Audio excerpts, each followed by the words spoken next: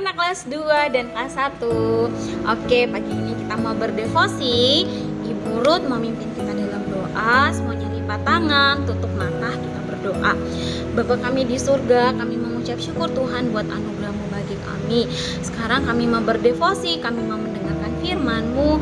Tuhan pimpin kami, tuntun kami Roh Kudus-Mu, supaya kami siap untuk mendengar dan melakukan firman-Mu dalam kehidupan kami. Di dalam nama Tuhan Yesus kami berdoa, amin. Oke anak-anak, pembacaan firman Tuhan kita pagi hari ini terdapat dalam kitab Kejadian pasal 29 ayat 9 sampai 28. Ibu Ruth akan membacakan untuk kita semua ya, dengan judul Yakub di rumah Laban, mulai dari ayat 9. Selagi ia berkata-kata dengan mereka, datanglah Rahel dengan kambing domba ayahnya, sebab dialah yang menggembalakannya. Ketika Yakub melihat Rahel anak Laban saudara ibunya serta kambing domba Laban, ia datang mendekat lalu menggulingkan batu itu dari mulut sumur dan memberi minum kambing domba itu. Kemudian Yakub mencium Rahel serta menangis dengan suara keras. Lalu Yakub menceritakan kepada Rahel bahwa ia sanak saudara ayah Rahel dan anak Ribka. Maka berlarilah Rahel menceritakannya kepada ayahnya. Segera sesudah Laban mendengar kabar tentang Yakub, anak saudaranya itu, berlarilah ia menyongsong dia, lalu mendekap dan mencium dia. Kemudian membawanya ke rumahnya.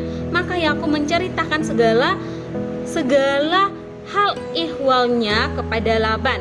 Kata Laban kepadanya, sesungguhnya engkau saudara sedaging dengan aku. Maka tinggallah Yakub padanya genap sebulan lamanya.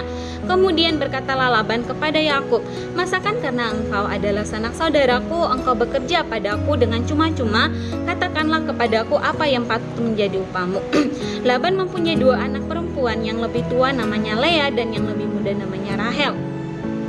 Lea tidak berseri matanya, tetapi Rahel itu elok sikapnya dan cantik parasnya. Yakub cinta kepada Rahel, sebab itu ia berkata, aku mau mendapat Rahel. Aku mau bekerja padamu 7 tahun lamanya untuk mendapat Rahel, anakmu yang lebih muda itu, sahut Laban. Lebih baiklah ia kuberikan kepadamu daripada kepada orang lain, maka tinggallah padaku. Jadi bekerjalah Yakub 7 tahun lamanya untuk mendapatkan Rahel itu. Tetapi 7 tahun itu dianggapnya seperti beberapa hari saja, karena cintanya kepada Rahel.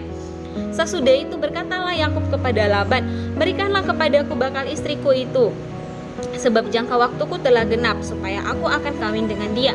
Lalu Laban mengundang semua orang di tempat itu dan mengadakan perjamuan. Tetapi pada waktu malam diambilnyalah Lea anaknya, lalu dibawanya kepada Yakub. Maka Yakub menghampiri dia. Lagi pula Laban memberikan Silpa, budaknya perempuan, kepada Lea anaknya itu, menjadi budaknya. Tetapi pada waktu pagi tampaklah bahwa itu Lea. Lalu berkatalah Yakub kepada Laban, apakah yang kau perbuat terhadap aku ini? Bukankah untuk mendapat Rahel aku bekerja padamu? Mengapa engkau menipu aku? Jawab Laban, tidak biasa orang berbuat demikian di tempat kami ini, mengawinkan adiknya lebih dahulu daripada kakaknya. Genapilah dahulu 7 hari perkawinanmu dengan anakku ini. Kemudian anakku lain pun akan diberikan kepadamu sebagai upah, asal engkau bekerja pula padaku 7 tahun lagi. Maka Yakub berbuat demikian. Ia menggenapi ke-7 hari perkawinannya dengan Lea. Kemudian Laban memberikan kepadanya Rahel anaknya itu menjadi istrinya. Oke, demikianlah firman Tuhan kita di pagi hari ini. Nah anak-anak, judul firman Tuhan kita pagi hari ini tentang Yakub ditipu Laban. Nah, ketika kita membaca kisah ini, kisah tentang Yakub, dia ditipu Laban, maka ada hal penting yang tidak boleh kita lupakan, yaitu Allah adalah Allah yang adil dan tidak pernah pilih kasih. Ia akan mendidik umatnya dan tidak mengecualikan umatnya untuk bertanggung jawab menerima semua kesulitan akibat dosa yang mereka lakukan. Nah anak-anak, Ibu Ruth mengajak anak-anak semua, kita kembali ingat kisah tentang Yakub dan saudaranya Esau.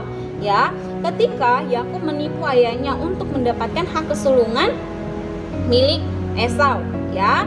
Sehingga di sini anak-anak, firman Tuhan mengingatkan kita bahwa kita harus tahu Allah kita itu adil. Dia tidak pernah pilih kasih, dia didik kita umatnya untuk kita bertanggung jawab menerima setiap kesulitan akibat perbuatan dosa kita, ya, supaya kita belajar, kita bertumbuh menjadi anak yang lebih baik lagi. Nah, Allah memang memilih Yakub daripada Esau. Esau memang mengabaikan hak kesulungannya, tapi Yakub kemudian mendapatkan hak kesulungan itu dengan cara menipu ayahnya, ya. Walaupun nih Allah pilih Yakub ya, bukan Esau, tapi Yakub ini berbuat hal yang tidak baik. Dia menipu ayahnya sendiri untuk mendapatkan hak kesulungan itu, ya. Padahal ayahnya Yakub pun tahu, ya, mereka pun tahu kalau Allah tetap memilih Yakub. Cuman cara Yakub itu yang tidak benar, yaitu dia menipu ayahnya. Pada saat ayahnya nih sonde bisa melihat, dia datang, dia bilang dia adalah Esau, padahal sonde ya. Nah, dan setelah penipuan itu mengakibatkan Esau dendam dan Yakub harus lari ke Laban. Nah, pada saat itu Esau pun marah, sangat marah sekali sama Yakub. Akhirnya Esau berencana untuk membunuh Yakub ini. Akhirnya Yakub lari dari rumahnya, dia pergi ke Laban. Nah, apakah itu berarti semuanya selesai? Tidak, ya. Sampai di rumah Laban, Yakub tidak bebas, ya. Dia tidak lepas begitu saja dari keadilan Allah. Dia harus menanggung perbuatan dosanya itu. Itu dia menipu ayahnya sendiri. Karena dia tidak punya hak kesulungan, yang punya itu Esau, ya. Tapi kita tahu bahwa Allah sebenarnya pilih Yakub. Cuman caranya Yakub itu yang salah, ya anak-anak. Nah, dan ternyata tidak, ya. Tadi Burut bilang, dia sampai di rumah Laban pun dia dapat kesulitan yang besar. Dia harus menghadapi setiap masalah hidup, ya. Di tempat Laban ternyata Yakub mengalami apa yang dialami ayahnya itu ya, ketika ditipu. Esau juga, ya. Ketika di pembacaan kita tadi anak-anak, bahwa dia bekerja kepada Laban selama 7 tahun untuk mendapatkan wanita yang dia cintai karena cantik wajahnya, terus sikapnya juga baik, ya. Akhirnya Yakub ini jatuh cinta kepada anaknya Laban, anak terakhirnya Laban, sehingga dia bekerja dengan Laban 7 tahun. Tapi setelah dia bekerja 7 tahun, Laban tidak berikan anaknya Rahel, tapi dia kasih Lea. Dengan alasan apa? Dengan alasan bahwa tidak boleh kakak menikah lebih dulu daripada adik, ya. Itu cara yang dilakukan Laban untuk menipu Yakub. Laban menggunakan kesempatan untuk Yakub bekerja lagi selama 7 tahun. Jadi Laban bilang nih kepada Yakub, kamu harus tinggal dengan istrimu yang namanya Lea dulu, anaknya itu, selama 7 hari. Terus kamu harus kerja lagi 7 tahun, baru kamu bisa mendapatkan adiknya Rahel, baru kamu bisa menikah dengan Rahel. Akhirnya Yakub pun bekerja untuk hal itu. Dia bekerja lagi selama 7 tahun. Nah, anak-anak, kita bisa lihat bahwa Laban ini dia menipu Yakub. Yakub mengalami kesulitan, ya. Jadi coba hitung 7 tambah 7, 14 tahun dia bekerja untuk Laban. Tapi dia tidak dapat apa-apa, dia tidak dapat apa yang dia inginkan gitu. Sama halnya ketika dahulu Yakub menipu ayahnya. Dia menginginkan hak kesulungan itu. Tapi di situ dia tidak punya hak sama sekali. Dia menggunakan cara yang tidak benar, ya, tidak sesuai dengan kehendak Allah. Padahal mereka sudah harus tahu bahwa Allah sudah merencanakan itu. Ketika Allah pilih Yakub, Allah akan memberikan hak kesulungan itu, ya. Tapi Yakub di sini menggunakan cara yang salah, dia menipu pada saat itu, ya. Nah, anak-anak, sehingga apa yang terjadi kepada Yakub ketika dia tinggal dengan keluarganya Laban, ia menginginkan Rahel tapi tidak diberikan, ya, malah diberikan Lea, dan ia harus bekerja lagi untuk mendapatkan Rahel. Tadi Burut bilang 7 tambah 7, 14 tahun dia bekerja, tapi dia tidak dapat apa-apa. Nah, anak-anak, Allah yang adil tidak akan mengecualikan umatnya untuk belajar mengerti apa itu keadilan, ya. Jadi Allah kita itu adil, ya. Jadi Yakub dia melakukan dosa, Allah sonde tuh memihak ke Yakub walaupun dia berdosa, tidak. Tapi ada setiap masalah ujian yang Tuhan izinkan terjadi dalam hidup Yakub. Itu supaya apa? Supaya Yakub menjadi pribadi yang lebih baik, supaya Yakub tuh sadar ya apa yang telah dia lakukan dulu gitu ya. Jadi kita juga sebagai anak-anak Tuhan ya, ketika kita sudah melakukan kesalahan terus suatu saat kita mengalami suatu kesulitan dalam hidup kita harus belajar, kita harus menyadari bahwa ini adalah teguran dari Tuhan. Allah kita itu adil ya, dia tidak memihak kepada perbuatan dosa kita, apa yang kita lakukan melawan kehendak dia. Tapi ingat, dia itu adil ya. Orang yang berdosa tetap dihukum. Orang yang menaati perintahnya, orang yang sungguh-sungguh percaya dan taat kepada Allah, dia akan diberkati Allah. Jadi ingat, Allah kita itu adil ya. Kita sebagai anak-anak Tuhan, kita harus belajar dari kisah Yakub ini.